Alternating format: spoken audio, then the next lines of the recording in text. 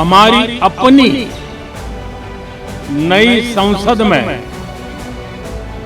ये शपथ समारोह हो रहा है। मैं सभी नवनिर्वाचित सांसदों का हृदय से स्वागत करता हूं।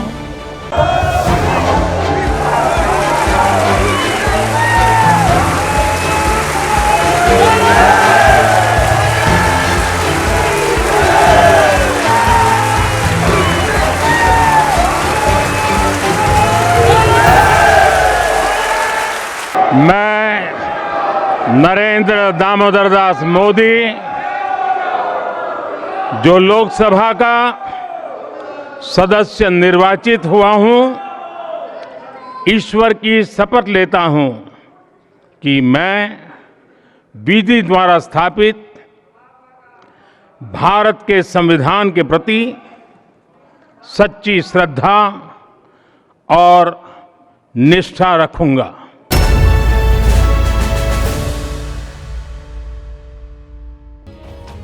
आज देश के 18वें लोकसभा का संसद में पहला दिन था। पहला दिन हमेशा खास होता है और इस बार भी खास रहा। सत्र की शुरुआत आज से हुई और पहले दिन हंगामेदार तस्वीरें देखने को मिली। सत्ता पक्ष और विपक्ष की तरफ से एक दूसरे को संदेश भी दिए गए, लेकिन इन सबसे अलग कुछ तस्वीरें सामने आई जिसने सबका ध्यान खींचा। कहीं विरोधी आपस में कानाफूसी करते नजर आए तो कहीं राजनीतिक दुश्मन गहरे दोस्तों की तरह गले मिलते हुए दिखे। तो चलिए भारत की बात में आज आपको संसद का फर्स्ट डे फर्स्ट शो दिखाते हैं।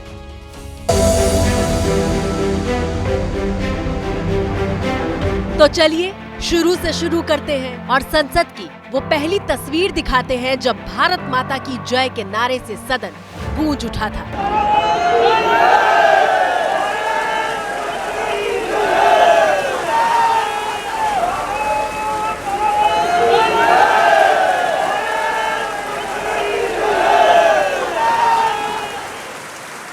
मोदी जैसे ही सदन में आते हैं, सत्ता पक्ष के सांसद उनके स्वागत में नारे लगाते हैं। इसके बाद प्रधानमंत्री मोदी सीट पर बैठते हैं। उनके ठीक बगल में रक्षा मंत्री राजनाथ सिंह, गृह मंत्री अमित शाह और केंद्रीय सड़क परिवहन मंत्री नितिन गडकरी बैठे हुए दिखते हैं। मोदी राजनाथ सिंह से हंसते हुए बात करते हैं और फिर कुछ गंभीर हो जाते हैं।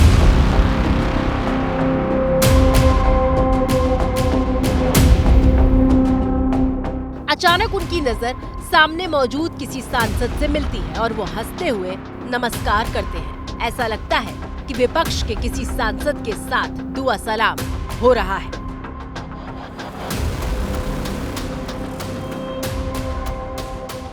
नरेंद्र मोदी के ठीक पीछे वाली कतार में रेल मंत्री अश्विनी वैष्णव से लेकर प्रहलाद जोशी, संसदीय कार्य मंत्री किरेन रिजिजू, शिक्षा मंत्री धर्मेंद्र प्रधान और बीच में कोयला मंत्री जी किशन रेड्डी बैठे हुए थे। लेकिन फिर अचानक हलचल शुरू होती है। स्वास्थ्य मंत्री जेपी नड्डा सदन में पहुंचते हैं, लेकिन बैठना कहां है इस पर संदेह होता है। स्वास्थ्य मंत्री जेपी नड्डा तीसरी कतार में अर्जुन राम मेघवाल के बगल में बैठने जा रहे होते हैं, लेकिन वो सीट से उठकर उन्हें दूसरी कतार में बैठने का इशारा करते हैं। और फिर जी किशन रेड्डी अपनी सीट से उठते हैं और वो सीट जेपी नड्डा को दी जाती है। लेकिन यहीं पर सीट की अदला बदली खत्म नहीं होती। जी किशन रेड्डी सीट के लिए पीछे जा रहे होते हैं तो पूर्व सूचना प्रसारण मंत्री अनुराग ठाकुर अपनी सीट उन्हें ऑफर करते हैं।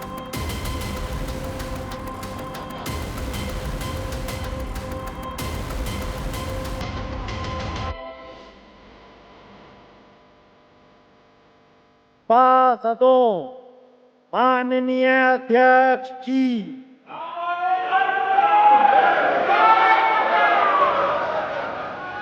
और फिर ओडिशा के कटक से 7 बार के सांसद और 18वीं लोकसभा के लिए चुने गए प्रोटेम स्पीकर भर्तृहरि सदन में आते हैं। इसके फौरन बाद राष्ट्रगान शुरू होता है।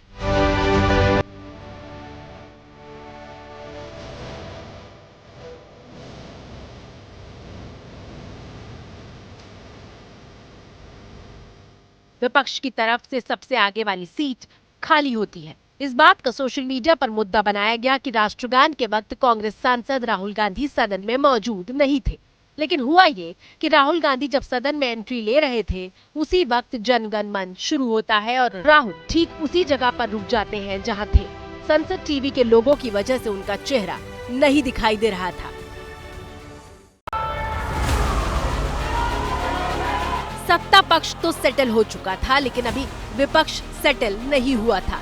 विपक्ष की जिस पहली सीट पर पहले डीएमके सांसद टीआर बालू और टीएमसी सांसद कल्याण बनर्जी बैठे हुए थे, वहां से टीआर बालू जाते हैं और उनकी जगह पर अखिलेश यादव फैजाबाद से चुने हुए अपने नए सांसद अवधेश प्रसाद के साथ बैठते हैं, जबकि अखिलेश यादव की पत्नी डिंपल यादव ठीक उनके पीछे की सीट पर बैठी हुई थी।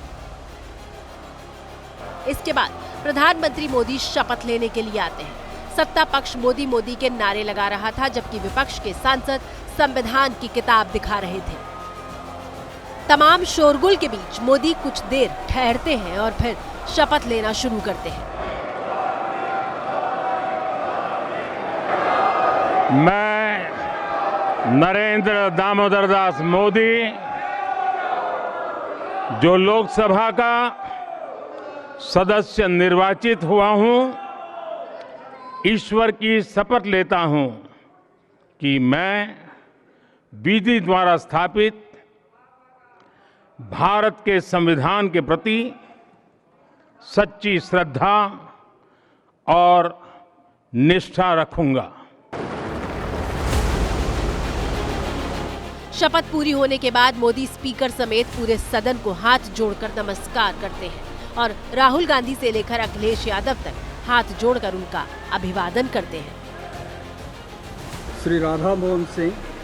मोदी की शपथ के बाद पीठासीन पैनल के सदस्य राधा मोहन सिंह और फग्गन सिंह कुलस्ते की शपथ होती है। मैं राधा मोहन सिंह, जो लोकसभा का सदस्य निर्वाचित हुआ हूं, ईश्वर की शपथ लेता हूं कि मैं विधि द्वारा स्थापित भारत के संविधान के प्रति सच्ची श्रद्धा और निष्ठा रखूंगा।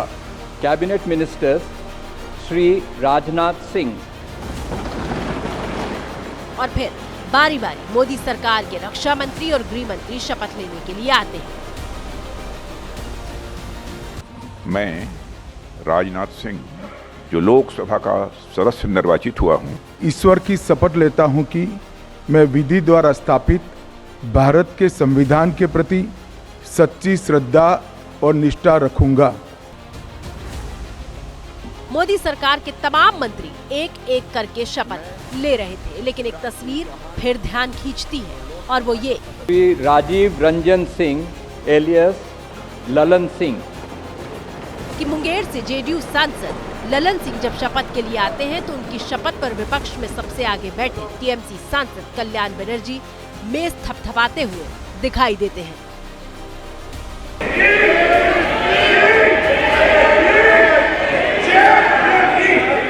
लेकिन जब मोदी सरकार में शिक्षा मंत्री धर्मेंद्र प्रधान शपथ लेने के लिए आते हैं तो विपक्ष की तरफ से नीट नीट शेम शेम की नारेबाजी होने लगती है।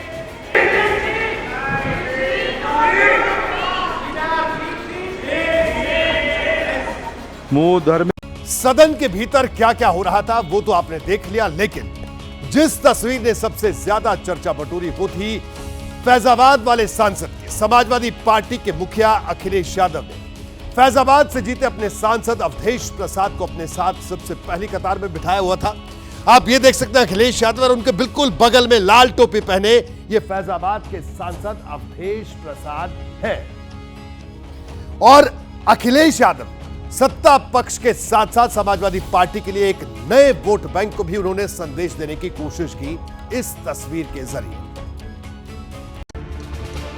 अखिलेश यादव के साथ बैठे फैजाबाद के सांसद अवधेश प्रसाद की इस तस्वीर के क्या मायने हैं, ये हम आपको बताएं उससे पहले जरा नई संसद में सीटिंग अरेंजमेंट का सिस्टम देखिए। सबसे आगे वाली कतार में एक साथ सिर्फ 2 लोगों के बैठने की व्यवस्था है।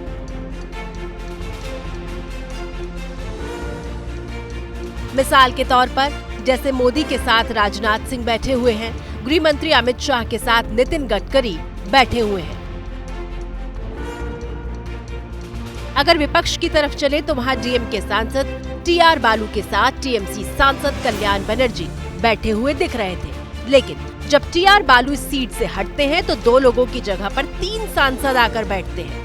पहली पंक्ति में अखिलेश यादव के ठीक बगल में अवधेश प्रसाद और उनके बगल में कल्याण बनर्जी।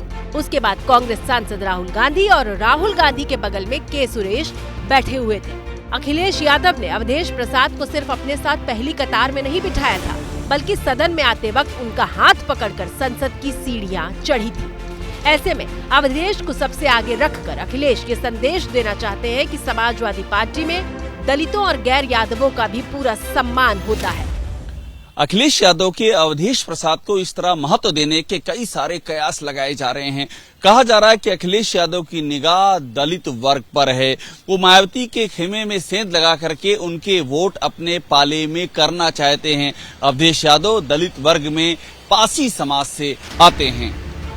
तभी तो फोटो सेशन में पत्नी डिम्पल का चेहरा भले ही नहीं दिख रहा था, लेकिन अखिलेश अवधेश प्रसाद को हर फ्रेम में रखने की कोशिश कर रहे थे। मर्यादा पुरुषोत्तम राम प्रभु श्री राम की मर्यादाओं को अक्षुण्ण रखते हुए पूरे देश में उनकी मर्यादा को कायम करूंगा और वहां के देवतुल्य मतदाताओं की उम्मीदों पर खरे उतरूंगा। तो लोकसभा से आज पहले दिन जो तस्वीरें आई वो सचमुच बेहद दिलचस्प है। देखिए, भगवान राम की धरती अयोध्या इस पूरे लोकसभा चुनाव के केंद्र में रही। बीजेपी राम लहर के सहारे यूपी में जीत की स्क्रिप्ट लिख रही थी, लेकिन जब नतीजे आए तो पार्टी सी अयोध्या में पार्टी को हार का सामना करना पड़ा। अयोध्या फैजाबाद लोकसभा सीट का हिस्सा है और फैजाबाद सीट पर मिली हार न सिर्फ बीजेपी के लिए बल्कि देश के पॉलिटिकल पंडितों के लिए भी चौंकाने वाली रही। फैजाबाद लोकसभा सीट से बीजेपी के लल्लू सिंह उम्मीदवार थे, जिनका मुकाबला समाजवादी पार्टी के अवधेश पासी से था। अवधेश पासी को 5,54,000 वोट मिले, जबकि बीजेपी के लल्लू सिंह को 4,99,000 वोट, करीब 54,000 वोटों से बीजेपी ये सीट हार गई। और इसी तरह 37 सांसदों के साथ पहले दिन सदन पहुंचने वाले अखिलेश यादव सबसे ज्यादा उत्साहित दिख रहे थे। समाजवादी पार्टी के सांसदों का कुनबा लाल टोपी और लाल गमछे के साथ साथ संविधान की किताब लेकर पहुंचा था। इस दौरान एक बेहद रोचक तस्वीर दिखाई देती है। अखिलेश यादव अपने चुने हुए नए सांसदों के साथ तस्वीर खिंचा रहे होते हैं और तभी केरल से सांसद केसी वेणुगोपाल अखिलेश के कान में आकर कुछ कहते हैं और फिर दोनों खिलखिलाने लगते हैं। इसके बाद राम गोपाल यादव के कान में कुछ कहा जाता है और इस तस्वीर को देखकर चर्चा हो रही है कि विपक्ष की खुशी छिपाए नहीं छिप रही। लेकिन खुशी सिर्फ विपक्षी खेमे में नहीं है। अगली तस्वीर देखिए। कांग्रेस के वरिष्ठ सांसद केसी वेणुगोपाल और के सुरेश संसद की सीढ़ियों पर खड़े होकर कुछ बातें कर रहे थे। तभी बीजेपी के फायर ब्रांड नेता गिरिराज सिंह पीछे से आते हैं। गिरिराज पहले केसी वेणुगोपाल के कंधे पर थपकी देते हैं और फिर इतनी गर्मजोशी से सत्ता और विपक्ष के दोनों सांसद मिलते हैं कि गहरे दोस्त भी क्या मिलते होंगे।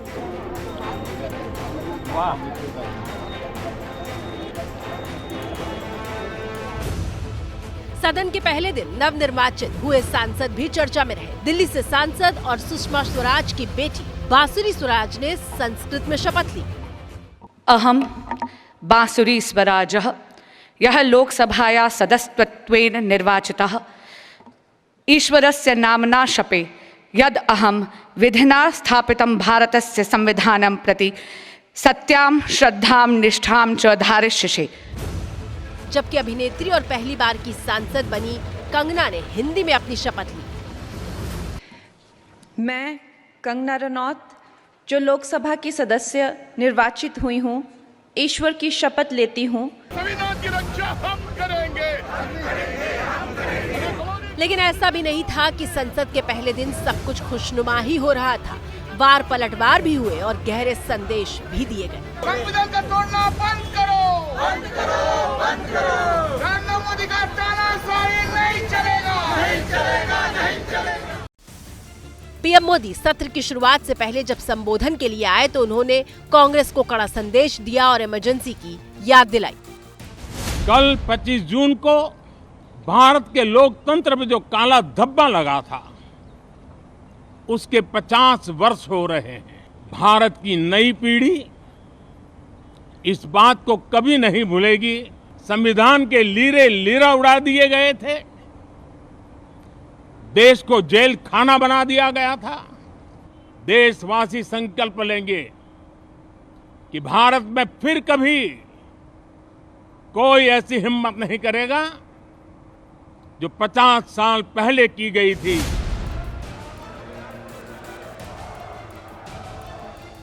कांग्रेस पर वार के साथ ही मोदी ने देश से वादा किया कि तीसरे कार्यकाल में 3 गुना मेहनत करके भारत को कामयाबी के नए सफर पर ले जाएंगे। हमारे तीसरे कार्यकाल में हम पहले से 3 गुना ज्यादा मेहनत करेंगे, परिणामों को भी 3 गुना ला करके रहेंगे। देश की जनता विपक्ष से अच्छे कदमों की अपेक्षा रखती है। मैं आशा करता हूं कि विपक्ष उसमें खरा उतरे। जबकि विपक्ष ने आरोप लगाया कि मोदी सरकार संविधान को खत्म कर रही है। संसद भवन में सोनिया गांधी की अगुवाई में इंडिया ब्लॉक के सांसदों ने सरकार के खिलाफ एकजुट होकर परिसर में प्रदर्शन किया। संविधान को खत्म करना बंद करो। करेंगे, हम करेंगे, हम करेंगे। संविधान की रक्षा कौन करेंगे? हम करेंगे। तमाम विपक्षी सांसद जो है प्रदर्शन कर रहे हैं और सोनिया गांधी उसकी अगुवाई कर रही है। मैम, संविधान की कॉपी हाथ में, किस तरह से आप बताना चाहते हैं कि संविधान का ये बोल रही संविधान। विपक्षी सांसद इस बात पर नाराज हैं कि 8 बार के कांग्रेस सांसद के सुरेश की जगह 7 बार के बीजेपी सांसद भर्तृहरि महताब को प्रोटेम स्पीकर क्यों बनाया गया। जो आक्रमण प्रधानमंत्री जी अमित शाह जी कॉन्स्टिट्यूशन पर, संविधान पे कर रहे हैं, वो हमारे लिए एक्सेप्टेबल नहीं है, वो हम होने नहीं देंगे। इसीलिए हमने कॉन्स्टिट्यूशन ओथ लेते हुए हमने कॉन्स्टिट्यूशन पकड़ा था। धन्यवाद। संदेश जाएगा, हमारा संदेश जा रहा है। हिंदुस्तान के कॉन्स्टिट्यूशन को कोई शक्ति नहीं छू सकती। कांग्रेस के हमले पर सरकार ने भी जवाब देने में देर नहीं लगाई। जो ट्रेडिशन है, नियम है, उसी में हम लोग बांधे हुए हैं और ट्रेडिशन से चलेंगे। इसलिए जब आप इतिहास खोल के देखेंगे तो आप मिलेंगे कि मोदी जी का सरकार और हम लोगों का जो पार्टी का रवैया है, हमेशा संविधान और नियम, उसी के तहत हम लोग काम करते हैं और उसी में हम लोग बंधे हुए हैं। लोकसभा का सत्र अगले 10 दिन तक यानी 3 जुलाई तक चलेगा। इस दौरान 8 बैठकें होनी है। स्पीकर और डिप्टी स्पीकर का चुनाव होना है। स्पीकर कौन बनेगा, इसका सस्पेंस बना हुआ है। कल स्पीकर को लेकर बीजेपी पत्ते खोल सकती है। वैसे ये तय मानिए कि पहले दिन जो ट्रेलर दिखा है वो बता रहा है कि सत्र हंगामेदार हो सकता है। फिलहाल मेरे साथ भारत की बात में इतना ही। दीजिए इजाजत। नमस्कार।